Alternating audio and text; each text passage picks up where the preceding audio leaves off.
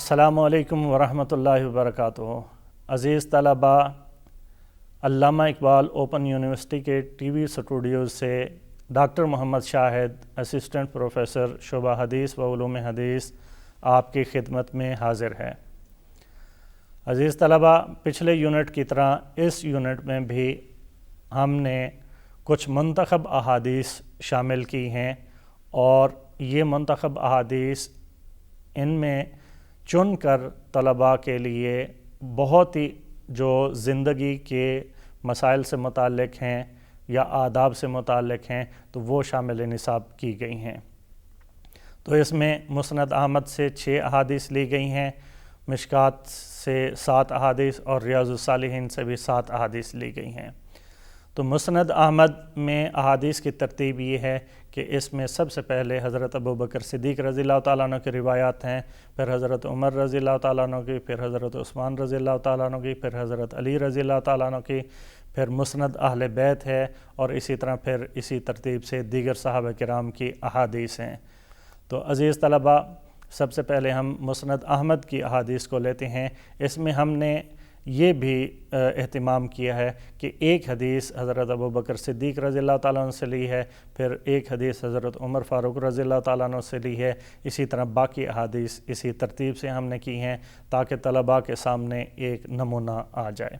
تو پہلی حدیث حضرت ابوبکر صدیق رضی اللہ تعالیٰ عنہ سے ہے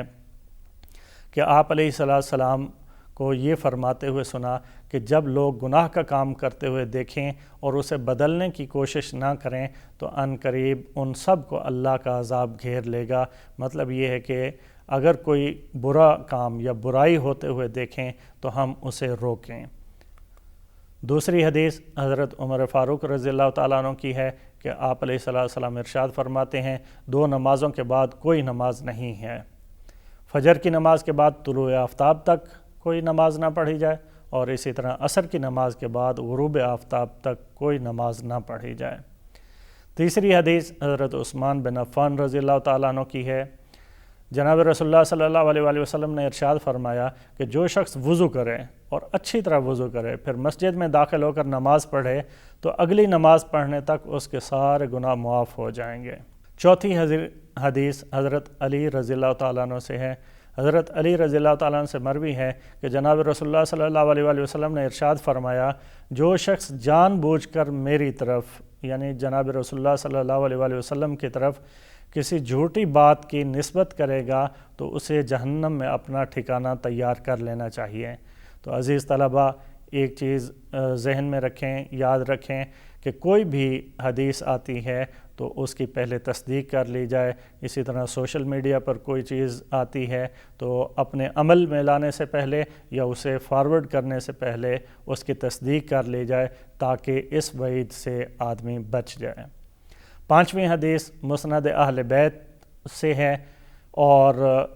اس میں بھی حضرت امام حسین رضی اللہ تعالیٰ عنہ کی روایت ہم نے لی ہے کہ جناب رسول اللہ صلی اللہ علیہ وآلہ وسلم نے ارشاد فرمایا کہ انسان کے اسلام کی خوبی یہ ہے کہ وہ بیکار کاموں کو چھوڑ دیتا ہے۔ عزیز طلباء، یہ بہت ہی اہم چیز ہے کہ ہم کوئی بھی کام کرنے سے پہلے دیکھیں کہ اس کا دنیاوی یا آخرت میں کوئی فائدہ ہے یا نہیں ہے۔ اگر کوئی فائدہ نہیں ہے تو اس کو چھوڑ دیا جائے، اور یہ ایک اچھے مسلمان کی خوبی ہے۔ 6ٹھی حدیث مسند الانصار کی ہے۔ تو یہ روایت عشاء اور فجر کی نماز سے متعلق ہے کہ آپ علیہ السلام نے فجر کی نماز پڑھائی اور نماز کے بعد باری باری کچھ لوگوں کے نام لے کر پوچھا کہ فلاں آدمی کیا موجود ہے؟ تو لوگوں نے ہر مرتبہ جواب دیا نہیں۔ تو اس پر آپ علیہ السلام نے فرمایا کہ یہ جو 2 نمازیں ہیں عشاء اور فجر کی، یہ منافقین پر سب سے زیادہ بھاری ہیں۔ اگر انہیں ان کے ثواب کا پتہ چل جائے تو ضرور اس میں ان دونوں میں شرکت کریں، اگرچہ انہیں گھسٹ کر ہی آنا پڑے، اور پہلی صف فرشتوں کی صف کی طرح ہوتی ہے۔ اگر تم اس کی فضیلت جان لو تو اس کی طرف سبقت کرنے لگو، اور انسان کے دوسرے کے ساتھ تنہا نماز پڑھنے سے افضل ہے، اور پھر جتنی تعداد بڑھتی جائے گی اتنی ہی اللہ کی نگاہوں میں یہ جماعت محبوب ہوتی جائے گی۔ اس یونٹ کا دوسرا حصہ مشکات المصابیح کی احادیث سے متعلق ہے، اور یہ احادیث ہم نے اس یونٹ میں وہ شامل کی ہیں جو صدقہ کی فضیلت سے متعلق ہیں۔ تو پہلی حدیث حضرت ابو مسعود رضی اللہ تعالیٰ عنہ فرماتے ہیں کہ رسول اللہ صلی اللہ علیہ وآلہ وسلم نے فرمایا، جو مسلمان اپنے اہل و عیال پر کچھ خرچ کرتا ہے اور پھر ثواب کی توقع رکھتا ہے تو اس کا یہ خرچ کرنا اس کے حق میں بڑا مقبول صدقہ ہو جاتا ہے، یعنی اپنے اہل و عیال پر خرچ کرنا یہ بھی آدمی کے لیے صدقہ ہے۔ دوسری حدیث بھی صدقہ سے متعلق ہے کہ حضرت ابو ذر غفاری رضی اللہ تعالیٰ عنہ فرماتے ہیں کہ رسول اللہ صلی اللہ علیہ وآلہ وسلم نے فرمایا، جب تم شوربہ پکاؤ، سالن بناؤ تو اس میں پانی زیادہ ڈالو اور اپنے ہمسائے کا خیال رکھو۔ تیسری حدیث حضرت سلیمان بن عامر رضی اللہ تعالیٰ عنہ اس کے راوی ہیں کہ رسول کریم صلی اللہ علیہ وآلہ وسلم نے فرمایا، کسی مسکین کو صدقہ دینا ایک صدقہ ہے، لیکن اپنے قریبی لوگوں کو، اقرباء میں سے، رشتہ داروں میں سے کسی کو صدقہ دینا دوہرے ثواب کا باعث ہے، ایک تو صدقے کا ثواب ہو جائے گا اور دوسرا صلہ رحمی کا ثواب۔ چوتھی حدیث کہ کس آدمی کے لیے سوال کرنا جائز ہے اور کس کے لیے سوال کرنا جائز نہیں ہے، مطلب یہ ہے کہ مانگنا جائز ہے یا نہیں ہے۔ تو حضرت ابن عمر رضی اللہ تعالیٰ عنہ راوی ہیں کہ رسول کریم صلی اللہ علیہ وآلہ وسلم نے اس موقع پر جب آپ علیہ السلام ممبر پر تھے، آپ علیہ السلام نے یہ ارشاد فرمایا کہ اوپر والا ہاتھ نیچے والے ہاتھ سے بہتر ہے، یعنی خرچ کرنے والا ہاتھ سائل کے ہاتھ سے بہتر ہے۔ حدیث نمبر 5، اس میں بھی یہی بتایا گیا ہے کہ کس آدمی کے لیے سوال کرنا جائز ہے۔ ایک تو غنی آدمی کے لیے سوال کرنا جائز نہیں ہے، مالدار کے لیے جائز نہیں ہے، تندرست اور توانا کے لیے جائز نہیں ہے، اسی طرح صحیح الاعضاء آدمی کے لیے بھی مانگنا جائز نہیں ہے۔ ہاں البتہ فقیر آدمی جو بہت ہی نادار ہو چکا ہو اور زمین پر پڑا ہو تو وہ سوال کر سکتا ہے۔ اسی طرح مقروض جو بہت بڑے قرض کے نیچے دبا ہوا ہو وہ بھی سوال کر سکتا ہے، اور جو بلا ضرورت صرف اپنی دولت بڑھانے کے لیے مانگتا ہے تو قیامت کے دن یہ مانگنا اس کے منہ پر زخم کی صورت میں ہوگا اور اس پر بہت بڑی وعید ہے۔ چھٹی حدیث یہ بھی اسی صدقہ سے متعلق ہے کہ آپ علیہ السلام نے ارشاد فرمایا، جو شخص میرے ساتھ اس بات کا عہد کرے کہ وہ لوگوں کے آگے ہاتھ نہیں پھیلائے گا تو میں اس کے لیے جنت کا ضامن ہوں۔ ساتویں حدیث یہ خرچ سے متعلق ہے کہ جو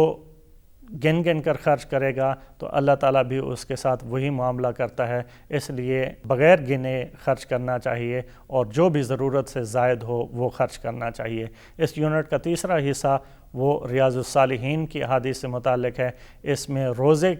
سے متعلق آداب بیان کیے گئے ہیں کہ پہلی حدیث یہ ہے کہ حضرت ابو ہریرہ رضی اللہ تعالیٰ عنہ فرماتے ہیں کہ رسول اللہ صلی اللہ علیہ وآلہ وسلم نے فرمایا کہ جو روزہ دار جھوٹی بات اور بیہودہ کاموں کو نہ چھوڑے تو اللہ تعالیٰ کو پھر کوئی پرواہ نہیں ہے کہ وہ اپنا کھانا پینا چھوڑ دے۔ دوسری حدیث حضرت ابو ہریرہ رضی اللہ تعالیٰ عنہ سے ہے کہ جب رمضان شروع ہوتا ہے تو جنت کے دروازے کھول دیے جاتے ہیں اور جہنم کے دروازے بند کر دیے جاتے ہیں اور شیاطین کو جکڑ دیا جاتا ہے۔ تیسری حدیث سحری کھانے سے متعلق ہے کہ سحری کھائی جائے کیونکہ اس میں برکت ہے۔ چوتھی حدیث حضرت ابو ہریرہ رضی اللہ تعالیٰ عنہ سے روایت ہے کہ ایک شخص نے آپ علیہ السلام سے عرض کیا کہ آپ لگاتار روزہ رکھتے ہیں تو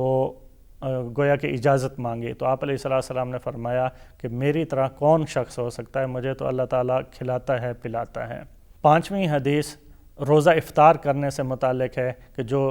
روزہ افطار کراتا ہے تو اس کو بھی روزہ دار کی طرح اجر ملتا ہے۔ چھٹی حدیث یہ ہے کہ رسول اللہ صلی اللہ علیہ وآلہ وسلم رمضان کے آخری عشرے میں اعتکاف فرماتے تھے اور یہ بھی ارشاد فرماتے تھے کہ شب قدر کو رمضان کے آخری عشرے میں تلاش کرو۔ اور ساتویں حدیث سخاوت سے متعلق ہے کہ رمضان کے مہینے میں آپ علیہ السلام بہت زیادہ سخاوت فرماتے تھے، ویسے بھی آپ علیہ السلام ٹھنڈی ہوا سے بھی زیادہ سخی تھے بھلائی پہنچانے میں۔ عزیز طلباء و طالبات، اس کے ساتھ ہی آج کا ہمارا یونٹ نمبر 9 اپنے اختتام کو پہنچا۔ اس کے ساتھ ہی اجازت دیجیے، ماہر مضمون ڈاکٹر محمد شاہد، اسسٹنٹ پروفیسر شعبہ حدیث و علوم حدیث کو۔ اللہ حافظ۔